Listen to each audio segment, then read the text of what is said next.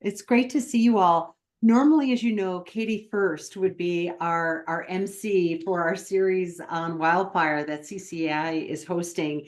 But she asked me to step in and facilitate today, which I'm happy to do. And we're really excited about the guests that we have with us as well. Just a quick, before we hear from them, I just wanted to share with you that our next webinar in the Wildfire Roundtable series is coming up on September 26th. It's right around the corner, and it's a communications webinar with Live Wildfire Ready. And so we're very excited about that. And then we'll also have another one coming up shortly focused on emergency management and 911 operators regarding emergency situations. I know that is certainly an issue related to evacuation, emergency alerts, getting our constituents signed up. That comes up a lot in our communities. Just a couple of housekeeping items. We will be recording, as Annie mentioned. Thanks so much, Annie, for helping us today. And any materials that are shared throughout today's webinar will be made available, or you can contact Katie directly. Just a quick overview of our agenda for today. In just a moment, we're going to learn more about the Colorado Strategic Wildfire Action Program. A number of us are involved as counties in that effort as well. And we'll then take Q&A from commissioners to the COSWAP team. And then a little bit later, around 3 o'clock or so, maybe sooner, we'll hear about Boulder County's slash removal program. And as always, really want to hear from all of you too about strategies related to mitigation, slash removal, and more. This is such a great opportunity. I know I always learn more and bring it back to our team in Jefferson County from each of you. So thanks again for taking the time to be here. Any questions at all on the agenda or our conversation today? If not, we'll jump right in, and we're so excited to have Allison Lurch with the Forestry and Wildfire Mitigation Policy, where she's the policy advisor with the Department of Natural Resources. And I love working with Allison. We get to work together on the Colorado Fire Commission, and Allison, I always appreciate your insights and your expertise on these issues. And I'll turn it over to you to also introduce your COSWAP team with us today. Thank you, Commissioner. Thanks for having us today. I'm so grateful to have that we have this opportunity to be able to present to you all about COSWAP, the Colorado Strategic Wildfire Action Program. And I'm so grateful to be able to introduce my team to you all. The reason I want to introduce today is because over the past year, or at least within 2024, myself and Courtney have both received promotions within the DNR Executive Director's Office. And so in the past couple of years, it would have been me as the program administrator doing these wonderful presentations and ensuring that you all are informed and up to date on what we're doing in the Executive Director's Office. But I am so grateful now that I can pass that over to my incredible wildfire team. So as Commissioner Dahlkemper said in her introduction to me, I am now the Forestry and Wildfire Mitigation Policy Advisor for the Executive Director's Office. And some of you also might have remember Angela Bogue, who was our Climate, Forest Health, and Energy Assistant Director. And so I've moved into her role under a new title. And with us today, Courtney Young, the former program facilitator for COSWAP, but now COSWAP's program administrator. I'm so grateful that Courtney could move up into this role, as her and I have been a part of COSWAP since day one from September 2021. But then that left our team with one more space. And so in August, we're so grateful to bring on Roberta Anderson. And Roberta Anderson is our new program assistant. This is the most fabulous team that I have ever worked with, and I truly say that, and we're so happy to be able to serve you and to share our information with you, and know that our doors and our phone lines are always open. So with that, I'm going to turn it over to my team, and thank you again for this opportunity.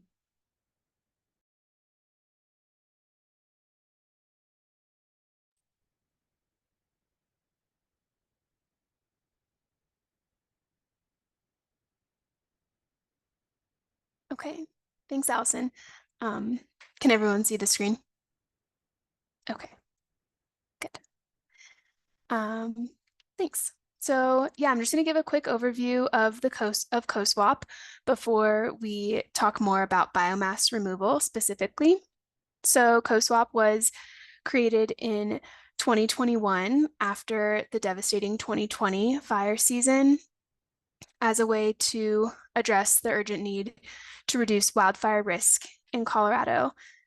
It's based on a collaboration between the Department of Natural Resources, the Colorado State Forest Service, and the Division of Fire Prevention and Control.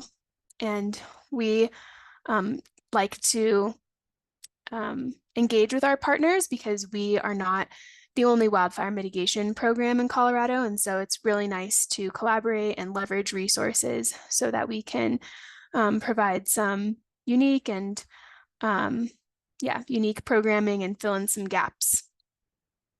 As our name suggests, we are a strategic, or we work in strategic locations. Part of the legislation that created this program included conducting a strategic analysis for where our programs should, or projects should occur. And so this resulted in focusing on areas with the highest concentration of people living in high wildfire risk, as well as areas with regional capacity to make meaningful strategic investments. So these areas are highlighted on the map on the screen, and there are 10 strategic focus areas with 7 counties: Larimer, Boulder, Jefferson, Douglas, El Paso, Teller, and La Plata counties, as well as 3 Rocky Mountain Restoration Initiative focal areas in Southwest Colorado, Upper Arkansas, and Upper South Platte. There are 2 funding opportunities through COSWAP. One is our Workforce Development Grant, and the other is our Landscape Resilience Investment. So a little bit more about our Workforce Development Grant. You could go to the next slide.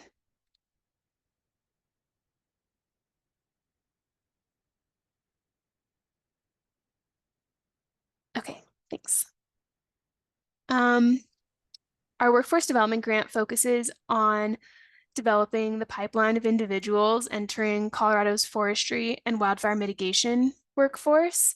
So we see it as a win-win because we are providing hands-on education and training to young professionals or just new professionals to this field while also completing mitigation work.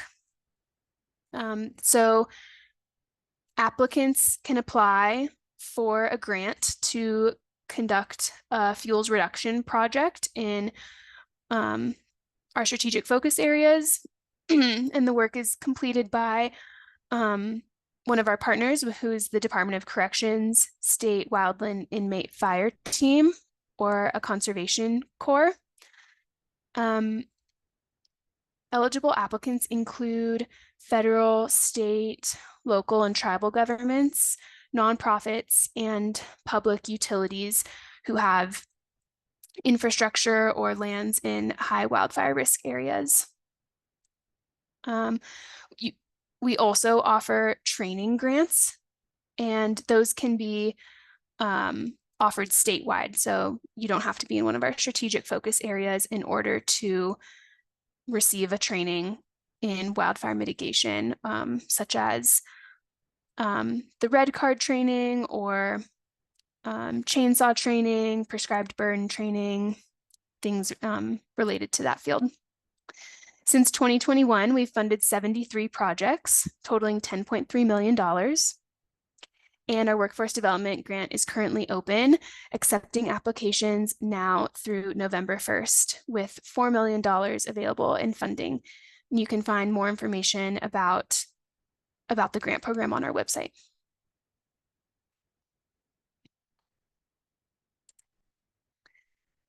Okay, and a little bit about our landscape resilience investment. This supports cross-boundary wildfire mitigation and forest and watershed health projects So this is a much larger scale. It's county governments or government entities receive the grant, and they work in close collaboration with local partners across land ownership types to support wildfire mitigation or forest watershed health in the area.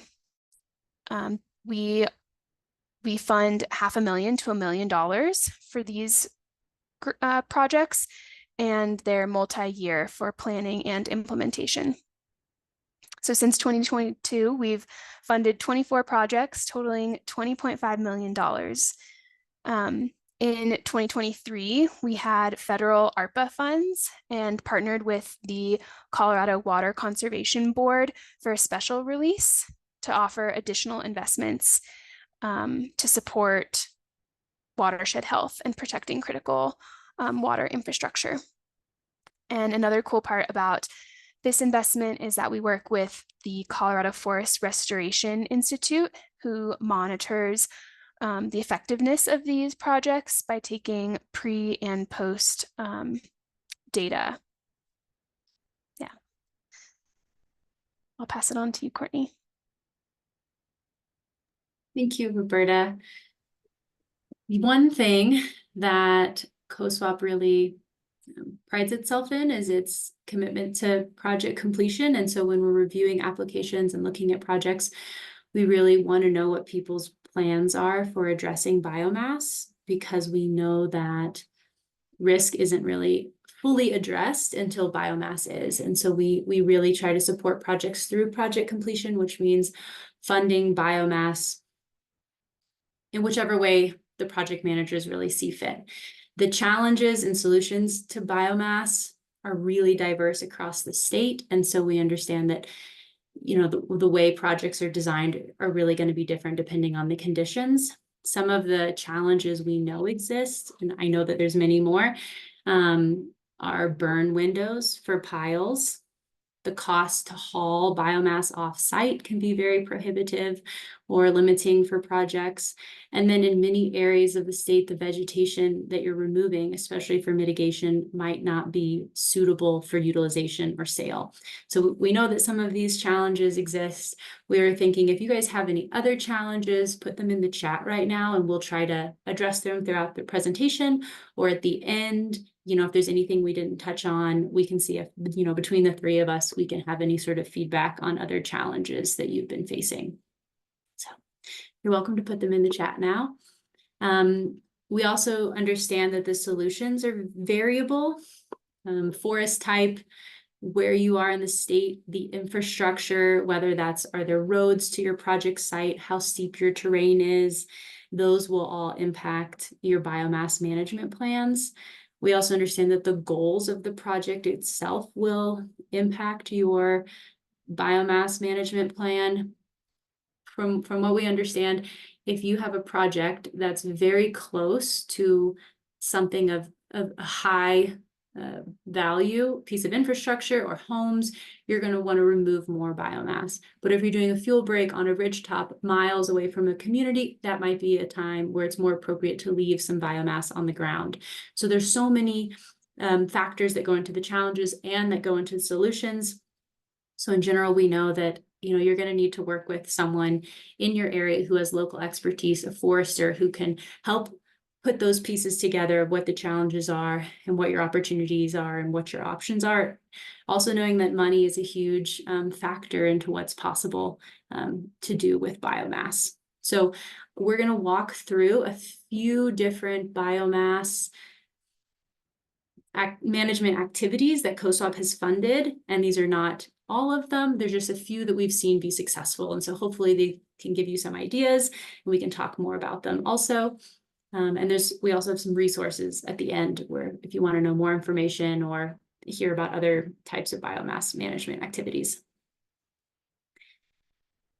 So the first one I want to talk about is quite common, and that's chipping. I'm sure you guys have heard of good old fashioned chipping, there's two different things you can do with your chips. You can either broadcast them on site back on into the project area. You'll need to, rake those out so that you don't have one large pile of wood chips that'll never go anywhere. I think 4 to 6 inches or less is sort of best practice in terms of chip depth so that the chips can decompose and eventually turn back into soil. You can also chip your woody material into a dump truck and haul it off site. And so when making that determination of what you want to do with your chips, cost is certainly a factor, but also location, how close are you to high values at risk? So if you're right next to a home, you probably don't want to leave a lot of wood chips right next to the home. You probably want to remove those. So it depends on where you are, what your project values are when you decide if you're going to be chipping, what you want to do with your chips. I want to highlight a project that we are funding with the City of Colorado Springs in El Paso County. We awarded them 21 weeks of Conservation Corps crew time and also just over $100,000 for them to rent a track chipper for 21 weeks. So a track chipper, unlike a traditional chipper, which is pulled behind a truck, has its own large tracks. It can maneuver its way through the project, and it's certainly more expensive. This is our first time working with a track chipper, which is the reason we wanted to highlight it. A portion of this project is along the Pikes Peak Highway, which is a very critical piece of infrastructure, which is why they've chosen to chip the material into a truck and take it off-site. They are hoping to use these chips for post-fire restoration activities in the county, which is a great utilization technique. The track chipper, is close to $5,000 a week for a rental. A regular chipper, we believe, is closer to $1,000. So that's just a little bit of price information about this project in particular. Another biomass practice or tool for removing biomass is using an air curtain burner. This is a piece of equipment that's mobile. It can be moved from site to site. You bring your biomass to the burner. You burn it in the moment as your project is ongoing. It's helpful, it's useful to use an air curtain burner over burning piles because for multiple reasons. One, you have to be a little less, you're less limited in your burn windows because the air curtain burner really contains the risk. You do still have to consider air quality permits, which is something we've heard can still be a challenge because a lot of counties have regulations that don't differentiate between pile burning and air curtain burning, even though air curtain burners produce less air pollution. So there's also that added benefit, but there's still a challenge to getting the permits for these. I want to highlight a project we have with Larimer County Office of Emergency Management. We've given them a grant for $18,000 to take their air curtain burner around the county and train their partners in how to use it because they want this tool to be utilized by many partners across the county, which is really wonderful. I think they've gotten through about half of their trainings and they think it's going pretty well. So this is an example of like an innovative way a county has helped procure a piece of equipment that can be utilized across their area for removing biomass from sites. I also want to talk about cut to length harvest and removal. This is, when you think of perhaps like traditional forestry, a large piece of equipment comes in, it's cutting different trees to length using advanced harvesting techniques, and then they're decked and hauled off site to a mill for sale. And so a benefit to this is when a contractor bids on a project with harvest and removal, the cost per acre might be a little bit less because they're calculating the revenue from their timber sales into their whole proposal. So this is a really good option if forest type allows and access allows and scale allows. This is often going to be for larger projects. I want to highlight one of our landscape resilient investment projects in Teller County. It's a collaboration between the Colorado State Forest Service and Colorado Springs Utilities. It's treating 643 acres near the North Catamount Reservoir, which is a critical piece of water infrastructure. Contractor availability is also a factor in whether or not your project can utilize harvest and removal. But in Colorado, there are more and more contractors that are purchasing the equipment and are able to do projects like this. So this is becoming more common. I know that the State Forest Service is quite practiced in putting together these bids and organizing these projects. So if you have a large forestry project, fuels reduction project, they're an incredible resource to helping get contractors on board for these. In this project in particular, I want to highlight one other biomass activity, which is mastication. These large pieces of equipment aren't able to get everywhere, aren't able to remove all of the timber. And so mastication is another tool that was used here. It's also called chipping, and I'm not going to describe it very accurately, but there's like a large head or chipping mastication head on a piece of equipment, and it kind of turns the material into the soil. So the biomass does stay on site, but it's ground up and it makes it easier to break down over time.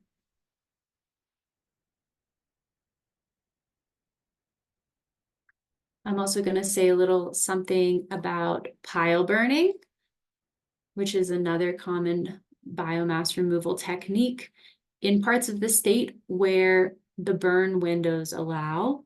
So COSWAP has funded quite a few projects where the crews will complete a fuels reduction felling and then pile the biomass to be burned at a later time. Piles often have to sit a season or a year in order to cure. This project was done in Eagle County with Colorado Parks and Wildlife. The Department of Corrections spent 4 weeks there creating a fuel break around a community and above the I-70 corridor, which are both high value pieces of infrastructure and homes.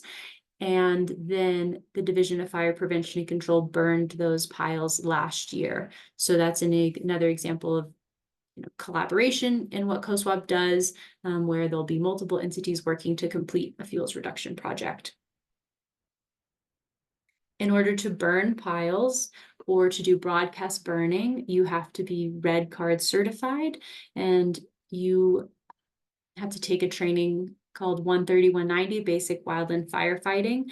And this is a training that COSWAP will pay for because we understand the importance of increasing the workforce in Colorado and the number of people who are qualified to do prescribed fire mitigation and forestry work. So with a 130-190 certification, you're qualified to burn piles and assist on broadcast burns. And so COSWAP has funded a number of these trainings. I want to highlight one with the Colorado Fire Camp, which is based in Chaffee County. We granted them just over $72,000 to train Conservation Corps members in their 130-190 training. They trained 28 Corps members in their basic wildland firefighter training, and 18 were trained in their Sawyer training. And this allows those Corps members to now assist on prescribed fire. And, because workforce development is an important part of our program, we think really getting more people with these certifications in the state is important. So that's another option.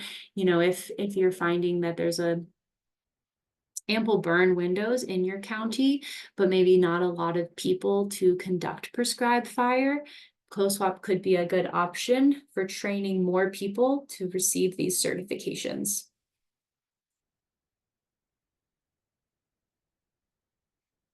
So those were the few activities that we wanted to highlight for you. Of course, there are other ways to manage biomass, to leave or remove biomass, and not able to cover all of them, but we wanted to point out a few other resources.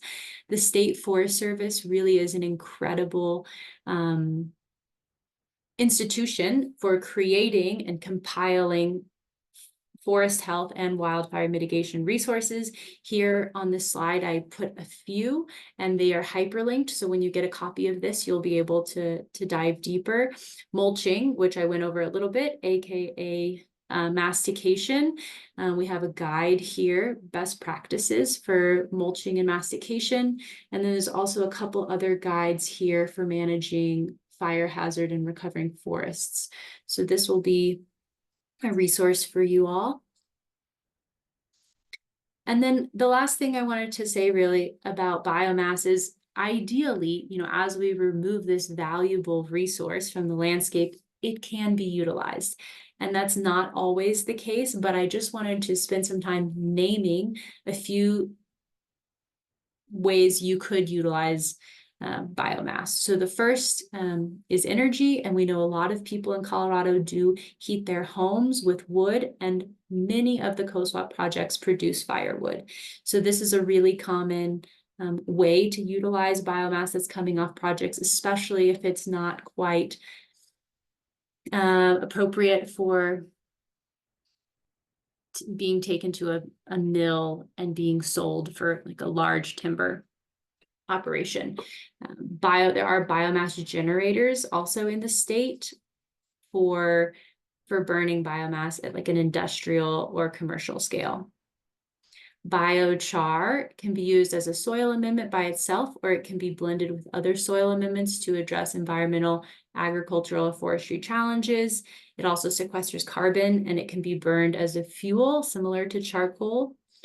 A sort yard is another great resource. There are a few throughout the state, and these allow for more bulk sales of biomass. Mass timber and cross-laminated timber are sort of new to the scene in Colorado. There's a mass timber coalition, which I think is trying to develop the economy and the market for mass timber in Colorado. So perhaps that's something you all could investigate as that coalition creates. I think it's coming up with an action plan or something in the next few years. So those are the things I wanted to share about utilization. And then we were going to open it to the group to see if you had any questions for Roberta, Allison, or I about the projects that we've named, or about COSWAP in general, or if there's anything else and we could answer, we would love to.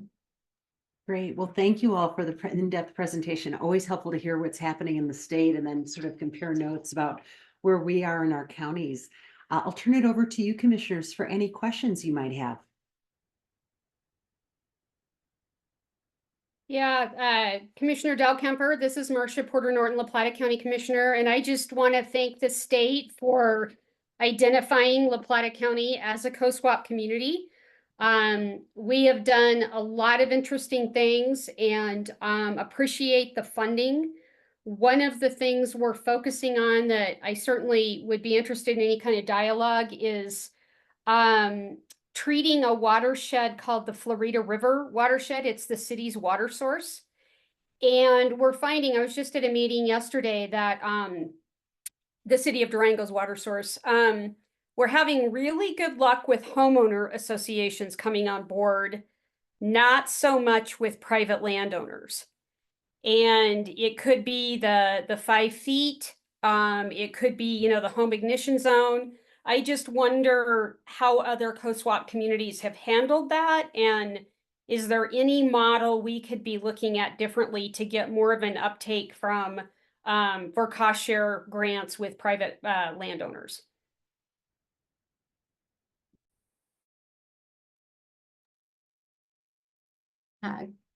Commissioner Porter Norton, that's a great question. And we are planning, if we have time, to do some breakout rooms. So you could possibly also hear from other counties what's working or how they're overcoming that challenge. COSWAP, the way that we work with private landowners is through cost shares, through defensible space projects.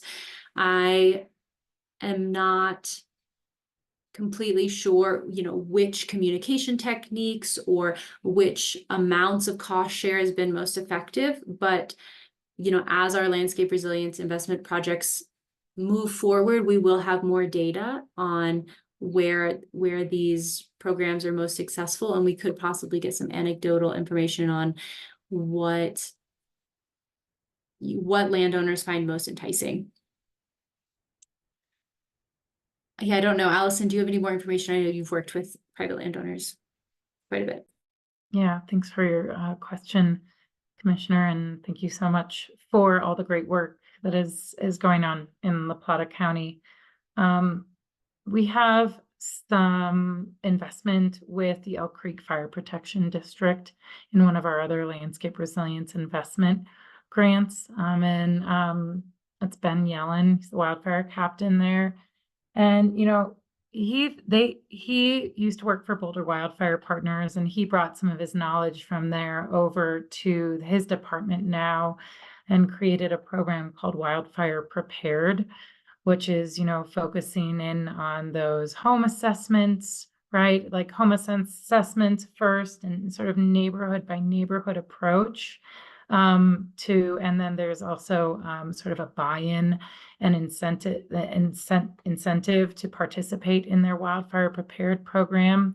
And, chipping is part of that as well. So some incentives and part of that.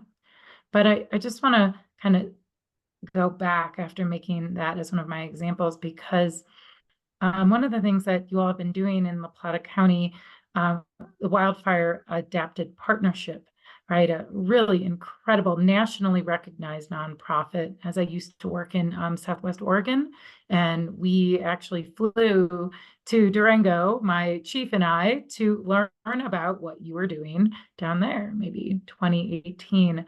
And see, Wildfire Adapted Partnership has the ambassador program, right? And also a nationally recognized approach on how to educate and bring private landowners on board. And so we have these incredible programs in our state, and we still will have a little bit of a difficulty, right? Getting people on board. It takes that multi-tiered approach. And I haven't always been in the policy space. I've been on the ground for most of my career before I have this wonderful opportunity to be in this policy space. And it takes perseverance and the idea to keep trying. And so maybe one, like you're saying, maybe it's at home ignition zone this time. They're not really liking that approach. Maybe it's neighbors have to talk to neighbors, right? Instead of like, if we're looking at larger landowners or that more private landowner without, that focus of a homeowners association or that type. And so I just impart kind of not an answer in that way, Commissioner, because that's going to be one of our biggest challenges as we're focusing on the landscape, right? Maybe surrounding our communities, but knowing we have to also hone in on communities. And that takes a lot of time, care, and education. And so supporting our positions that we have that are doing that work is so important, whether it's our government positions or our nonprofit organizations across the state that are working to do this. Great. Thanks so much, Commissioner Porter Norton and Allison and team for responding. I see we've got a couple hands up, and I'm going to go next to Commissioner Hollingsworth.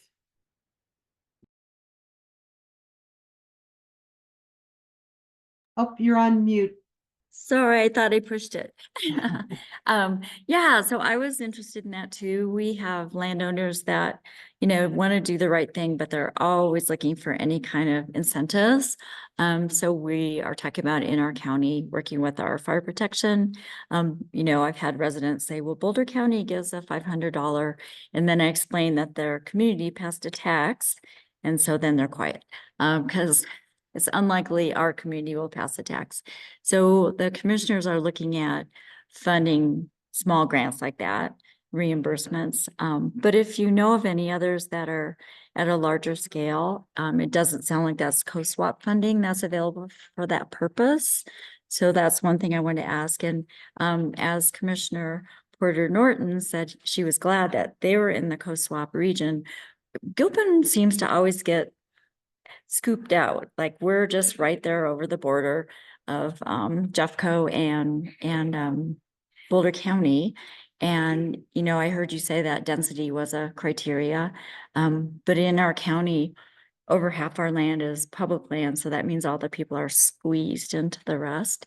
And as we know, fire knows no boundary. So I always do ask in these meetings if there might be reconsideration for that. But on the other hand, you mentioned that we could still apply for funding through COSWAP for some of the examples that you gave. So that was encouraging. My question on that is, does the fire entity, like our fire district, would they be eligible to apply? Would a nonprofit that does mitigation be able to apply? And would the county, so all those entities be able to apply based on the funding? Because we have a lot going on in our little county with mitigation, and our there's a volunteer group that does it, and our Timberline now has created a mitigation team that mirrors the Boulder County program. They'll do the whole assessments to mitigation. So I know they're always looking for funding to help support that and have it grow.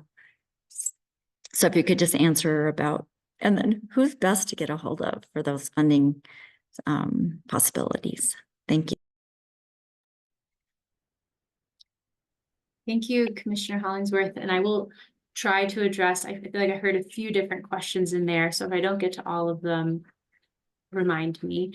I know you certainly asked, you know, what funding opportunities are available in Gilpin County, and our training grants, we're really happy to say, are available statewide, and all of those entities that you named, so fire protection districts, the county, nonprofits, other government groups, those are all eligible for trainings, which I do think, you know, building up the workforce is a wonderful way to increase mitigation capacity. So although like Conservation Corps crews or the Department of Corrections aren't available, this is a way to build internal capacity. So we think that's a really great opportunity. And then we also wanted to name that furworm, which I'm going to try to remember, the Forest Restoration and Wildfire Risk Reduction Mitigation Grant from the State Forest Service is also available statewide. Yeah, we're in the process of updating our CWPP so that we would potentially be eligible for that. Because I know I've talked to peer counties and they've got millions and millions of dollars from that. So we're headed in that direction. Yeah. And then just who are the best contacts? Because what I'd like to do is let our fire chief know and the nonprofit know they can reach out directly. Definitely. So Roberta here on the call is going to be the best point of contact for questions about the application that's out right now. And so maybe we'll all put our contact information in the chat, and I'll also share my screen again with all of our contact information on it, so you can have that. And then, yeah, I know you asked about if we were reconsidering where the funding is available. And right now, given, you know, our statutory obligation to make certain strategic investments, the areas that we're concentrating the funding aren't changing this year, but it's definitely something that we have on our radar. Great, thanks. Was there anything I missed? Oh, No, you got it. Thank you. really great points. I know in Jefferson County, we're also hearing a lot from constituents about grants for homeowners to help with defensible space and other mitigation efforts. And it just speaks to the volume of really critical competing demands that we're all facing. And Courtney, as you were saying, just sort of thinking that through strategically and how do we best and most effectively use those dollars. Go next to Commissioner Church, and then we'll go to Commissioner Mitchell. Yes, good afternoon. Clyde Church, Blata County again. Just wanted to say that we were looking at the differences between HOA's success in mitigation and their willingness to participate in programs versus the private landowner. And one observation we've made is that HOAs have the ability to recruit volunteers to provide in-kind manpower. So if there was a group in any community of general volunteers that were willing to go out and help private landowners and their contractors do mitigation, that has insurance issues with it, but it also has matching funds issues, which frees up cash to possibly hire another person to do mitigation. The HOAs have a lot of resources. The bigger the HOA, the more resources they have, both cash and volunteer time. The other thing I wanted to mention is as we look at business opportunities, try to steer people into biomass types of projects, be it laminated panels or beams or other businesses or chippers. Just keep in mind that you can talk to your regional economic developers. I know Region 9 recently funded a $400,000 loan for a big track chipper. I don't know if it was in what county it went to, but they have money. So economic development groups may be able to help too. And that's all I've got. Thank you. Great, thanks so much. Commissioner Mitchell. Thank you. And I'm pretty much going to parrot what everyone else has said. The challenge is the Forest Service in our part of the COSWAP, which it's part of the county, they have been doing a great job. I mean, I wouldn't call them slash piles. We have slash mountains. And we are going to be on fire if we have enough winter this season to burn. But we have so many neighborhoods. Rarely do we have an HOA in those regions specifically. And we have no way to assist individual homeowners in mitigating. We can get the grant, but we've got, and our fire departments will go out and inspect the property and tell them what they need to do for mitigation, but we have no way to help take the next step. And that is critical for managing and preserving assets, homeowners' assets in the county, that if we can ping off of what the Forest Service is already doing, we would be in so much better shape. And so I think that is a need. Everybody has said that we've got to put our heads together and figure out if there is something that can be done for the future, because we all have that need. So, and we've got a little biochar company here. I have not laid eyes on it yet. And he's getting some pushback from property owners, but it doesn't provide a lot of smoke. It is not a problem. And I think we need to figure out a way to maybe incentivize some of those small businesses that can start up, because the biomass removal is our biggest problem. It scares me what I see out on the forest right now. People are cutting small rounds that can't go to logging. And we've got mounds of small rounds, and one lightning strike and it would be something to see. So thank you. Any reactions from the DNR team on that? And I would echo Commissioner Mitchell's comments too. And it also circles back to an issue all of us as commissioners have been working on, which is homeowners insurance. And, you know, we've got homeowners who are doing all the right things, mitigation, defensible space, those pieces that were mentioned. And still, I don't want to take us off on that tangent, but it's all tied together. It's all interconnected. Do you have any reactions or thoughts before we go to Commissioner Waters next?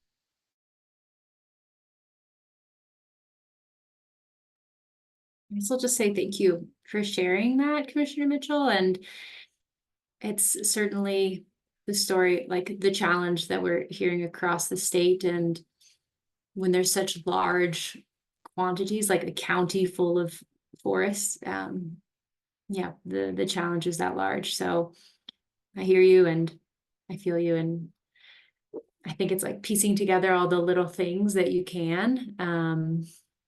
And it sounds like you have like people coming together to have that conversation, and it's wonderful to hear that there's a biochar company starting up. So yeah, sorry that there's not one big solution we can provide. I would just like to add one thing before, and sorry, because I can't wait to hear more.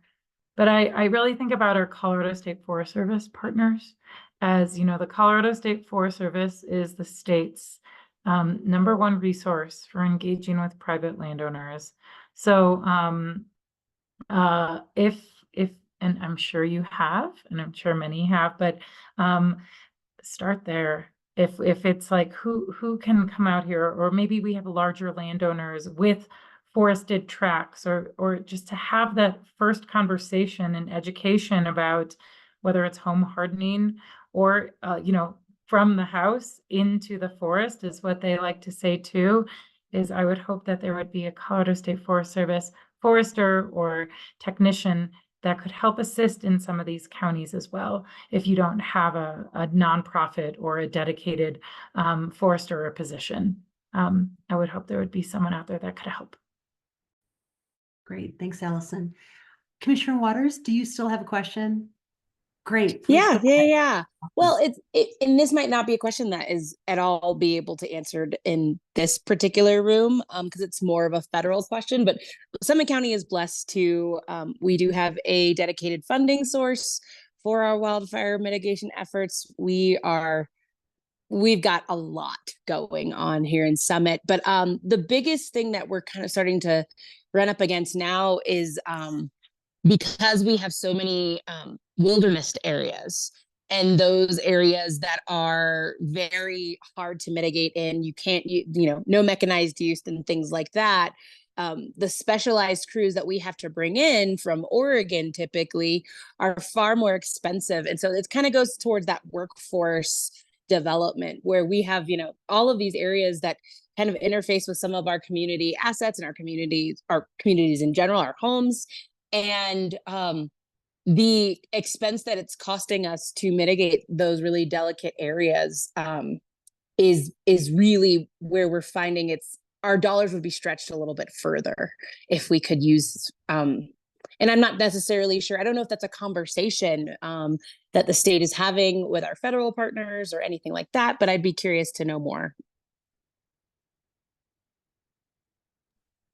Thank you for that question and those comments. Any thoughts from DNR, or are you hearing similar questions popping up in other parts of the state too? Yeah, the concept, the wilderness concept is definitely something that is talked about. We are blessed at EDO, Executive Director's Office, to have our federal policy advisor that is in on like many conversations about this. And so I'm not exactly certain what everything is at right now, but I'd love to do a little, ask her a few questions, Commissioner, and get back to you, because I think it would be great to hear what's being talked about and swirled around in that space. That feels like a great get some more information. I would love to know more about where things are headed. It's a very delicate conversation, because those are very delicate areas. And but I'm just trying to figure out what's going to be the next step, because that's where we're headed next, is into the wilderness areas, and that's going to be quite the expense. Yeah. Well, thank you, and I will definitely get back to you. Great. Thanks, Commissioner Waters. Appreciate it. Next, we'll go to Commissioner Porter Norton, and then unless anyone else has any other questions for DNR, and I just have a quick comment after Commissioner Porter Norton, unless anyone else wants to raise their hand. We'll go to Boulder/program next. Go ahead. Yeah, this is all just great networking. Thank you so much for being here today. One thing I would put out there, Commissioner Waters, I don't know if this is allowed in wilderness areas, but we use COSWAP dollars essentially to use goats from a company called Durango Goats LLC. And they went in, and there's a subdivision that goes right up against a hill that is very, very steep. And so it was very dangerous / expensive to get workers in there. And gosh, the goats munched a fire line quite efficiently in a couple of days. So I'll try to find the link and give it to you. But I'm curious whether goats would be allowed in a wilderness area, because this was not a wilderness area. So, and my only comment on the wilderness is we've worked really hard, and it's always a work in process, especially with staff turnover, to develop relationships with all the federal, local, and state land managers. And we have a meeting every fall called the Meta Meeting, that everybody comes together and we talk about challenges and barriers and how to get cross-jurisdictional work done. But it's a work in process for sure. Lifetime work in process. Thank you. Thank you. Commissioner Mitchell, I saw your hand pop up. Did you have a question or are you good? I was just going to say CPW may have a challenge with goats if there are mountain goat herds in the area because of the disease swapping, but it's totally worth an ask because they will munch down a line. Great. So Marcia, thank you for putting on my list. Excellent. Well, thank you all so much. Just a couple quick comments from Jefferson County. I just want to echo Commissioner Porter Norton's gratitude. We are also one of the COSWAP counties, and we deeply appreciate the state funding, and it reflects the historic investment the state made after huge wildfires that we saw in Colorado a couple of years back, and really grateful for the advocacy of CCI and the commissioners who are on this call and others. And our work, our partnership, strong collaboration with DNR as we move this work forward. One of the couple of other quick notes I wanted to share is in Jefferson County, as many of you know, we are in a very unique position, not unlike Arapahoe and some others. We are not de-bruised, so we return any dollars above our Tabor cap in the form of a check or refund to our voters. So when we accept COSWAP dollars, we would actually have to make room for those dollars somewhere else in our budget. So we actually work with a local fire rescue district that accepts those dollars. You mentioned Ben Yellen a little bit earlier, Elk Creek, and it's been a phenomenal partnership. So we're really grateful for that support. The other thing I just wanted to share briefly, and I don't know if other commissioners are seeing this as well, but wanted to bring it to your attention, at least from Jeffco's perspective. We're starting to see more pushback on mitigation and how mitigation is done, because as we know, it can be very jarring to those who, we all love our forests and our hikes in the forest. So when they see their trees gone or big gaps of space, there could be a lot of questions about that, and understandably so. So we're also trying to do as much as we can, working with our partners to educate our community. But sometimes the best messengers are community members themselves who understand why we're doing what we're doing, and who can also point to other areas where we've seen revegetation, habitat coming back, and how it's much better for our forest and forest health. There's a group called coloradosmokescreen.com. I don't know if you all are familiar with this. I believe it's coloradosmokescreen.com.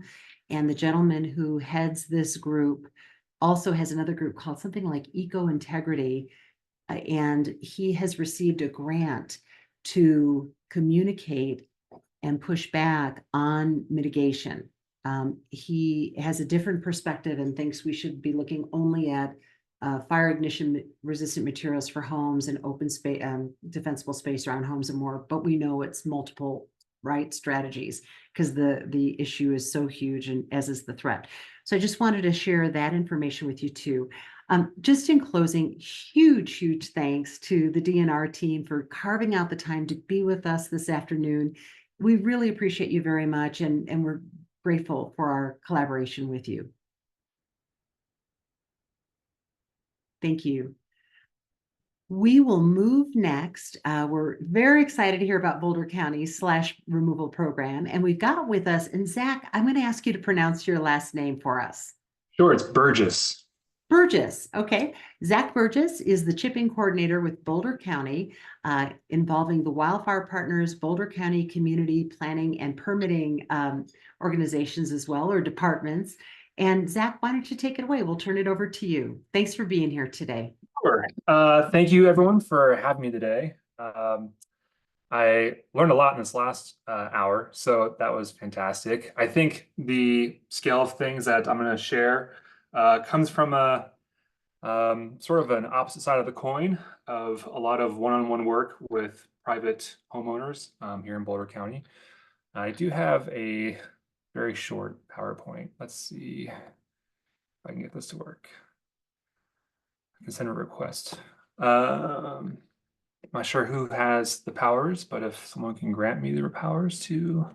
You should be able to now. There we go.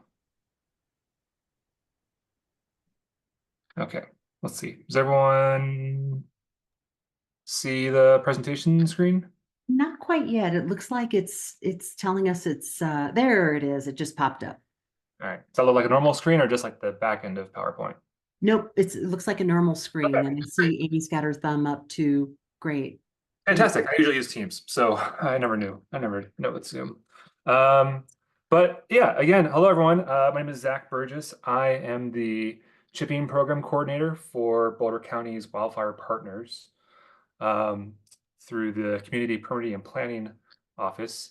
The challenges I have, so I'm not sure if I misunderstood Katie's original email or not, but the way that I read about Slash is probably different than most of you read about Slash. So my Slash program revolves around community chipping and special events for chipping.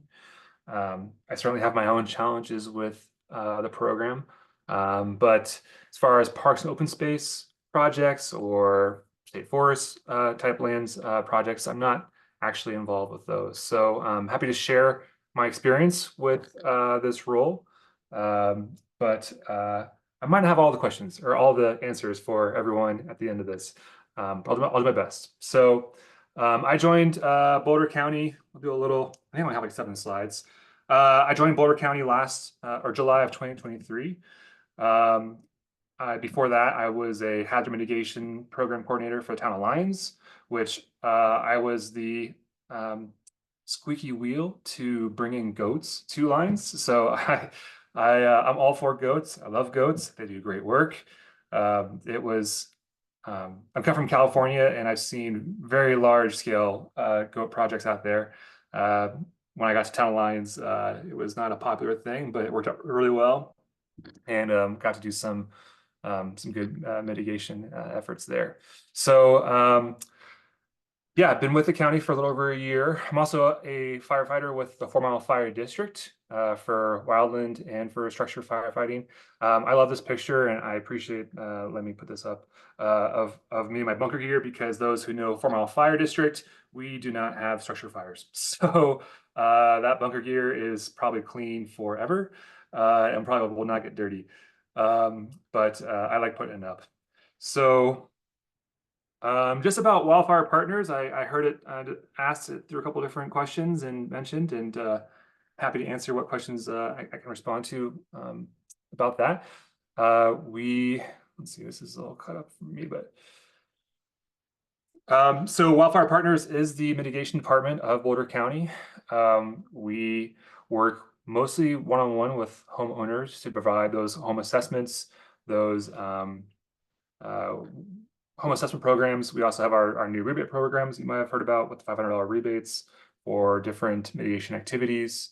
You know, it really comes down to us for our approach is about home hardening and defensible space. And then we, of course, we also have funds and grants for community mitigation projects and smaller groups, you know, CBPPs and similar things. So we are very, very blessed to have the Wildfire Mitigation Tax Fund as our newest boost to the program. So when I was hired, I was one of, I think I was one of 3 in that first month, and then another 3 were also hired for various programs within 2 or 3 months after that. So the department grew from, I believe, 6 people to, I think we're a department now of 17 people in the last year. So lots of moving pieces and lots of moving parts.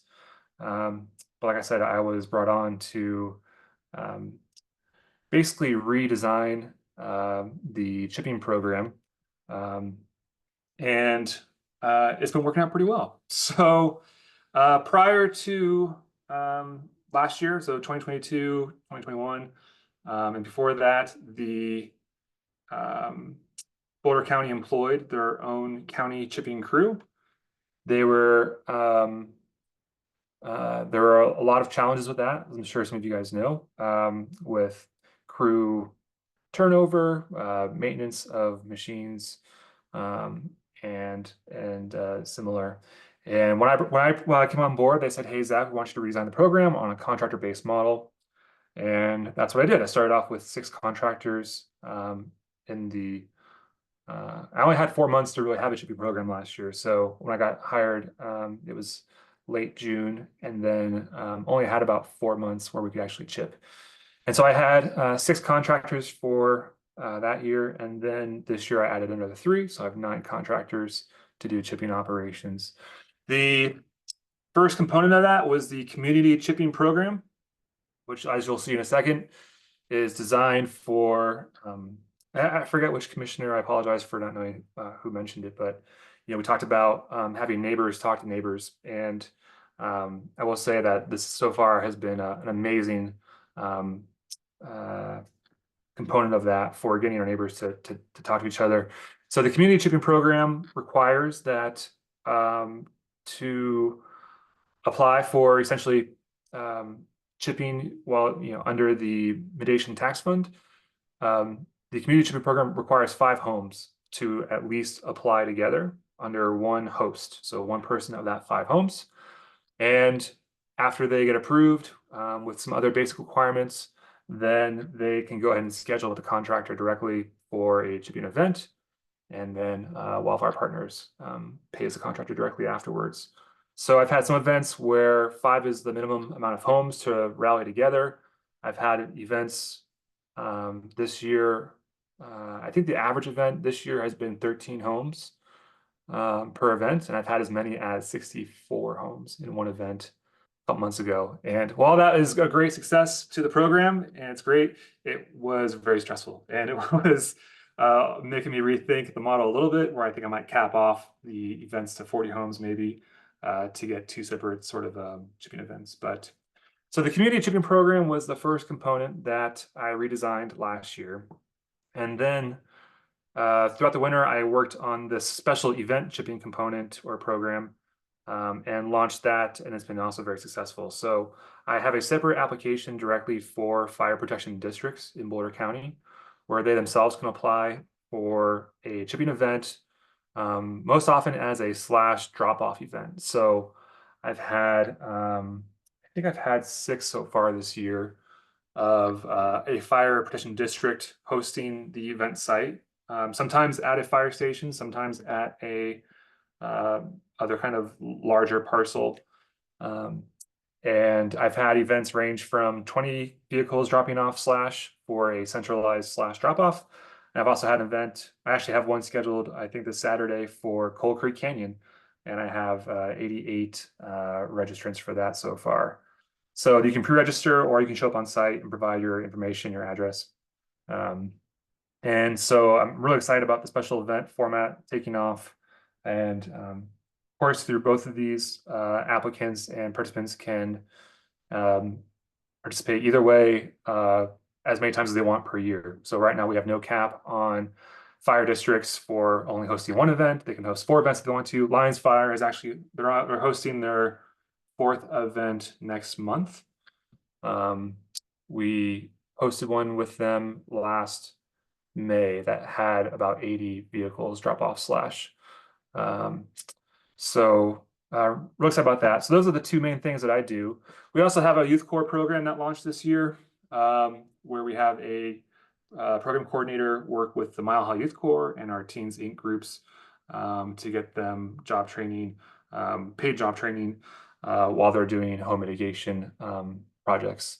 So the coordinator there has done several projects with some of our mobile home parks and done some great work. And those are our real, from Wildfire Partners standpoint, those are our / projects. In addition to those, you might have heard about other Wildfire Partners programs, like our 2024 rebate program, which is $500 for certain tasks, like replacing your screens and vents. Junking your junipers has been a very popular thing to do, and a couple other things as well. We also have I think of the rebate program, we had a slightly delayed start to that this year. I think we've had about 450 people or homes apply for that so far. Our home assessment program is one of our oldest programs. That's been going on for a while. We have done, I think, about 345 assessments this year, which earlier the year started off really strong with getting home assessments done. And now we're going to find out, I think, eventually if home assessments are kind of teetering off just naturally because people aren't interested in education, or because other things being made available, like this rebate program or the chipping program. So, and of course, we have our strategic fuels mitigation grants, which is more for East County out in the plains. But that's going strong with a lot of awards going out. Going back to the community chipping program format, here's just another sort of rundown of the community format. So groups of 5 neighbors rally together, they apply, they schedule directly with the contractor provides all the services. We don't encourage leaving chips behind at all. All of our chips get hauled off to one of several sites for us. That has its own challenges, which I'll mention in a slide or two. But then after it's all said and done, contractor submits a report and we pay them. So it's not rocket science for us, but again, we're also very blessed to have the funding source that we have. So it's just a matter of building the appropriate, systems internally here to make sure that we can keep up with demand. That was one of the first things I did when I first got to this position, was to actually redesign all of the internal software with our GIS and softwares team, our systems team. So it was kind of a 3-man operation to redesign all these things with different GIS and ArcGIS forms and Power Automations and our whole suite from Microsoft. It took the whole winter to get it really dialed in. But now it's working great, and really excited about it. So you can see here, the 2022, we had about 100 to 225 homes per year. And then we switched to the contractor model last year with that mitigation tax support, mitigation sales tax, wildfire. Oh my gosh, I've said that name so many times. The wildfire mitigation sales tax. Now we have that to support the program. We switched to a contractor model with 6 contractors last year, only on an abbreviated form of the program. We had 53 events with 472 homes participating. And then charging into this year, we've had 99 events. I'm still waiting for 100, but I'm currently at 1,120 homes participating. So it's going really well. Really excited about it. It's been a good experience to grow it so quickly. And but then it comes the problem that I think was the topic for this meeting, which was what to do with all of that slash and for this program, all of our wood chips. And I decided, I don't know, let's see, am I moving this? There we go. So I have a couple ways to move chips. We have our county sort yard program. So we're fortunate to have technically Allen's Park sort yard is not in Boulder County. It's just outside the county line, but it is a Boulder County operation. So we do have 2 sort yards that we take advantage of in Netherland and in Allen's Park. They stay really busy. I've looked back at the logs. They've had 94,000 vehicle drop-offs since 2008, which is for private and for larger operations. And I've also noticed that they've been pretty much increasing their operational time every year. So, if you go look back 10 years, they were open 130 days, and then it's been creeping up every year. And last year they were open for, I think, 204 days of the year, and they're probably going to do something similar to that this year. So that's a huge resource for us. One of the first things I did when I took the position, not knowing how much slash to expect or how many chips to expect, I was fortunate to have a group in Boulder County called the Flatirons Youth Farming, Flatirons Farming Corps, Youth Corps. Basically, it's a cohort of young farmers, and I was fortunate enough to have this nice list kind of already made for me to do some outreach. And I simply asked these farms if they had any reason to, accept wood chips. And I received such an amazing response from that one sort of email campaign. It was great. And I ended up going to about 10 sites to meet face to face, shake hands, and to sort of see the property. And I chose 8 last year and have 7 this year. So one site is always filled. But essentially, these farm partners all accept chips from our contractors, and they use them for animal bedding and for wintertime road repair. So that's fun for our chipping participants to know that their wood chips are at least getting hauled off to keep a horse or goat warm, or a cat and everything else that's out on these farms. So the farm partnerships have worked out really well. I am probably at the point where I need to find some more. We are not without our challenges here. And when I look back at the figures from last year about, our average chipper time per event, per household, and drive time. The drive time is definitely significant and a challenge for me. I don't like having trucks out on the road as much as I do. And we do have, I think that's the next slide here. So this is kind of a image of, this is Boulder County. And you can see that, so let's see, I can do this well. So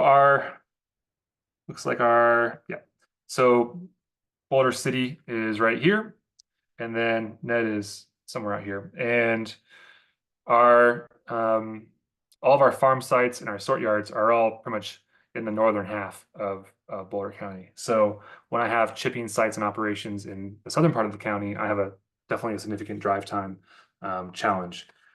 As far as this map goes, just for reference, the orange squares are special events.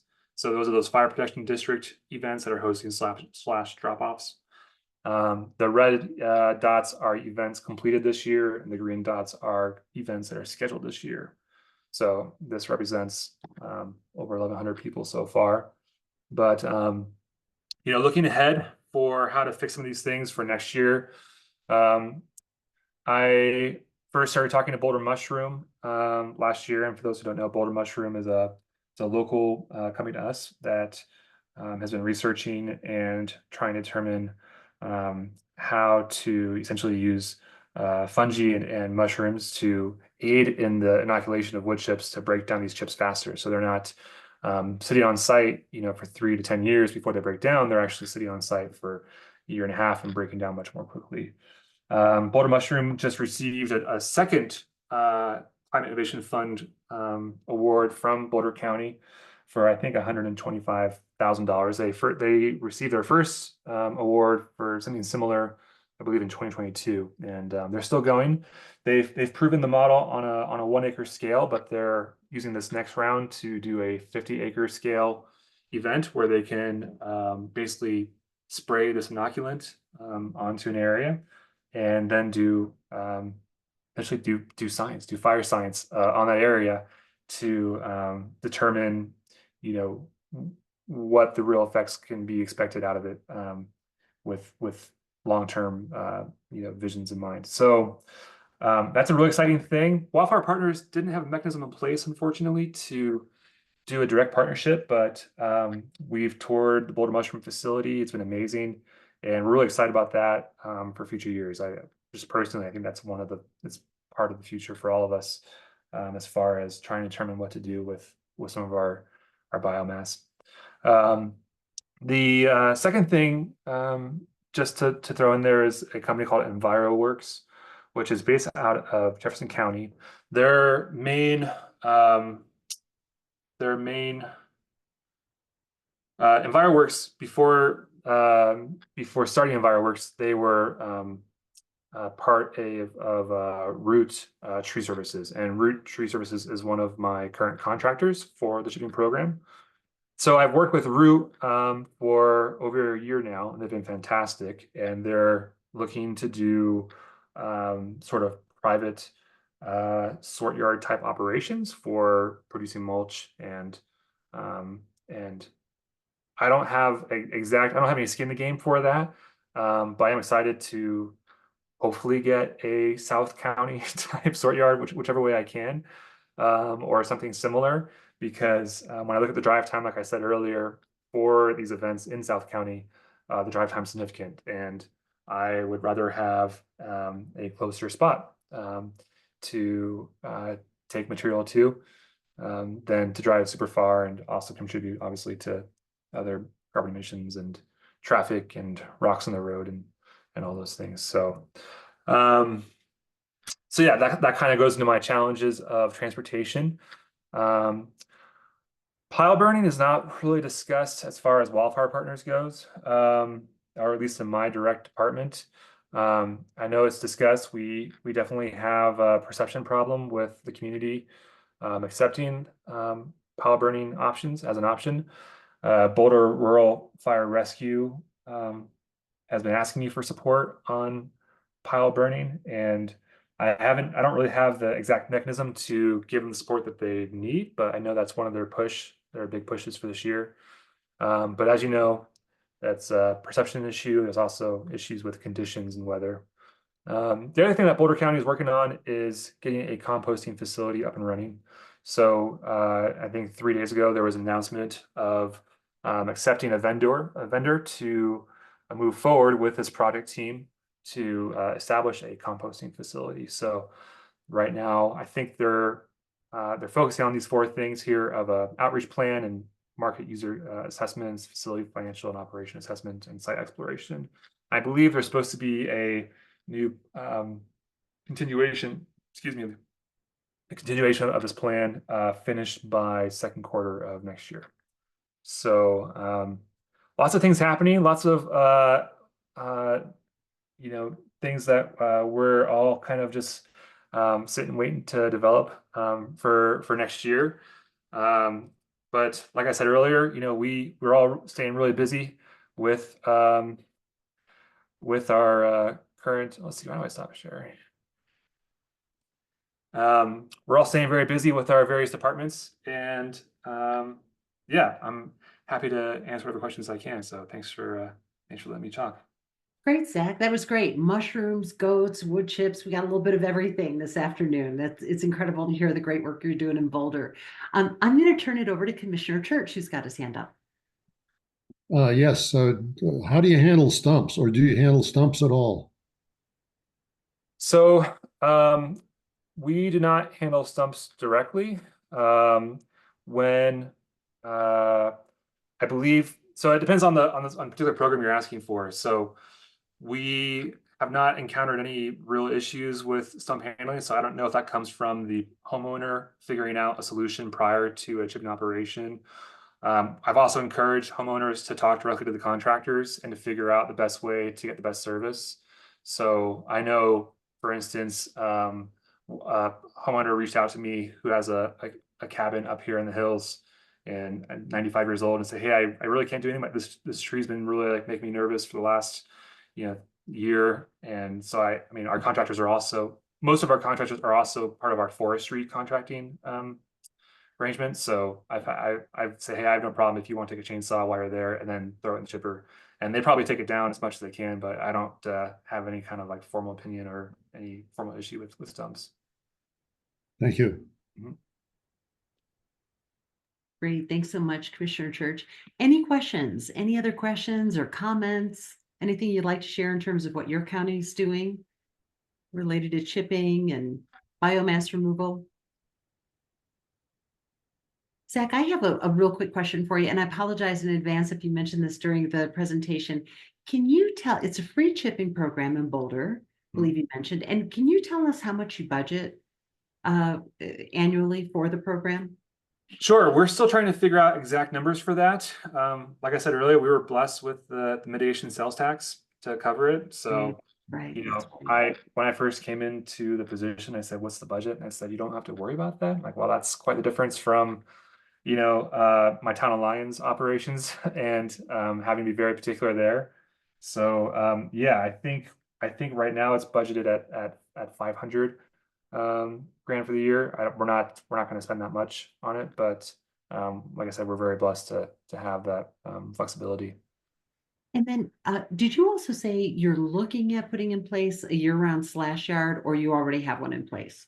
So I was saying that EnviroWorks is working on establishing their own sort of private slash yard, I guess, business where they export mulch like on trains to other states even.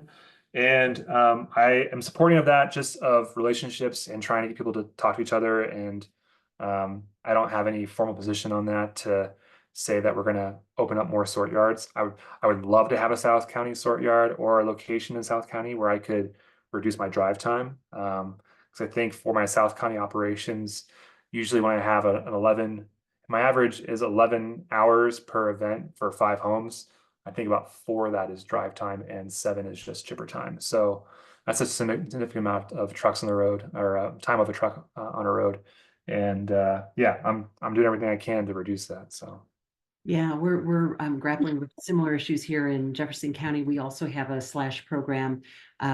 Folks, it's not free, unfortunately. We wish it was. We've doubled it, and the community has responded, and they're definitely taking advantage of it, which is great. Just what we had hoped. We have opened up a new year-round slash yard at it's about I-70 and C-470 for folks who are familiar with that area. And then we're looking at possibly doing another one along the 285 corridor. A little bit of pushback from homeowners, as you can understand. So we're going to sort that out as well. Thanks for answering those questions. Commissioner Church. I was just going to add that there are some capacity building grants available. And I don't know, we got one, we have had several. And we bought a chipper, and we provide a crew. Part of the grant is that you have to commit to helping other HOAs. And we do that. We loaned it out for a number of years, but it was really abused. We found out that maintenance was high on it, and we had engine problems and the blade problems, lubrication, oil change, but ain't a lot of details. But we now send a chipper out for $50 an hour with an operator. And we charge the other HOA a nominal fee to bring it to them, to operate it. And our operator makes sure they don't chip any rocks, which is a real problem sometimes. right. Yeah, we were experiencing that problem before too, and that's why we moved away from that model. We're lucky we were able to do that.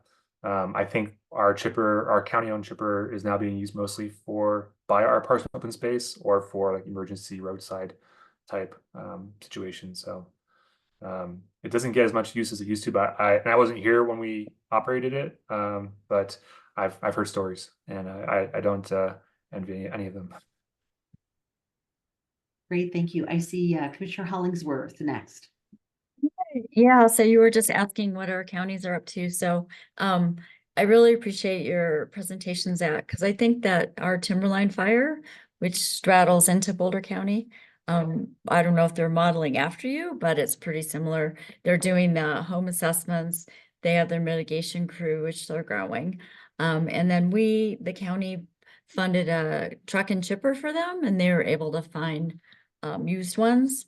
So they've done chipping events, both, like you said, where people bring it or they go into the neighborhoods. So that's been really great. And then we're also working with them to do county right-of-way fire mitigation, which Leslie was talking about the pushback. So the first community neighborhood was like, bring it on. The next community was like, what? No, you can't take out our trees. So that took a lot of their time. And then after that, we said, nope, we're just going to tell the communities and neighborhoods we're coming on the county right away. But we meaning Timberline, they will work with people and keep, like, if there's some beautiful ponderosa, they'll keep it there because they don't want to clear cut. And then we do have a slash site that's operated by the county, and we do have people from Boulder County use it and people from Clear Creek County use it, because Clear Creek, I don't think they have an open slash site anymore. And then, to be fair, those of us that live in North Gilpin, like myself, we will sometimes use the Boulder County slash site. So it's kind of like all for the greater good, I think. So those are some things. And then I did mention that we are in the process of, I think we are going to approve a limited number of homeowner rebates for their work, just as an incentive, and see how that goes. I think they will be snapped up really quickly. Yeah. Thanks, though. Yeah, excellent. Yeah, we knew we would have a great response from that rebate program, and it's been going well. We just didn't have quite the timing that we were hoping for with some of the things that were happening. But yeah, I'm happy to hear about Timberline. I met with Andrew. I forget his last name, but I think he's the mitigation coordinator there. So earlier this year, probably in January, I think I went up there and met with him.